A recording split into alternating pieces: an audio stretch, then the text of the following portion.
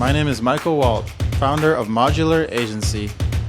I'm here in Bangkok, one of my favorite cities in the world, and I've been coming here since 2006. But now we're here to meet the brightest upcoming minds and exploring how this city is fueling the global tech ecosystem running on AI. This is Tech in Motion, TukTuk Edition.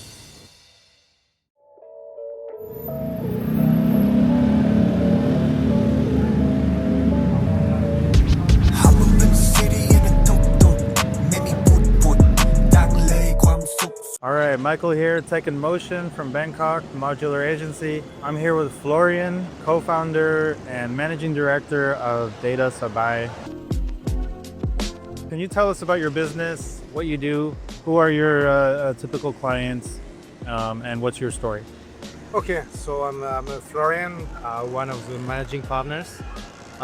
So as the name says, Datasabai is data easy to go, relax, and basically what we call simplify document automation. I'm here for 14 years already, and along the way I just moving forward with the technology from basically supply chain, and slowly following also the trend with AI. So here we are today. And what we are doing for the company is really to kill the manual records, to really automate the document integration like vendor invoice, customer orders, in order to make the people empower of their own value. So can you tell us a typical situation when people are not automating these documents? What does that look like? And then what transformation do you help your clients achieve? Typical situation is you receive, let's say, an order from the customers, typical PDF file. You download, you check everything, you open your system, you record everything. Take a lot of times, take a lot of problems with errors, because that cost us a lot of money. You have also, typically, I am working in emergency, I take a call, I use Line, I use WhatsApp, nothing is tracked. So what we try is really to centralize that, to make sure that everything is aligned and the business is running smoothly. So I'm a student of business, and I know that it's these so-called boring, unsexy businesses that could be the most profitable. Do you think this business categorizes under the unsexy businesses? I'd never say that it's sexy or not sexy. I would say it's more like also shadow, because nobody knows that you exist. And just when you have a problem, they know that you exist. So finally, when you need to investigate and check that something is going, yes, it's boring because it's running and suddenly something broke it. So nobody like to take care, even like paperwork and meal at home. You can do a little bit. When it's getting too much, consuming your time, your energy, yes, it's not really sexy, but absolutely necessary. It's really interesting because we do business in Taiwan and people pass around really important documents by line, invoices, contracts. I have my clients who are in, Fortune 500 tech companies sending me a contracts by line. And it's really frustrating for us because those contracts disappear when line releases the cash. Are you kind of solving this problem, which is unique to Asia? Or have you seen this problem also, does it also exist in the West? There are two levels. Because what we are doing is the old concept that existing for decades, but with the technology is getting, let's say, a modern approach. Basically, it started in US like 40 years ago, and is more based on the collaboration. I am a company, as you said, a vendor, your customer, and let's find a kind of compromise, a balance. But the problem is the top player play with the top players. And when you go with a smaller company, this is what they cannot follow up and you create discrepancy. But now with the technology, you can take care of this maybe particular flow in order to shrink, let's say, the diversity that you have. So you can work, it depends on your will, depend on your culture of your company, depend the culture also of your country. But you say that, are you in a collaboration that you can solve with relationship that make common effort, or finally no, it's too sensitive and you put everything with the technology solving.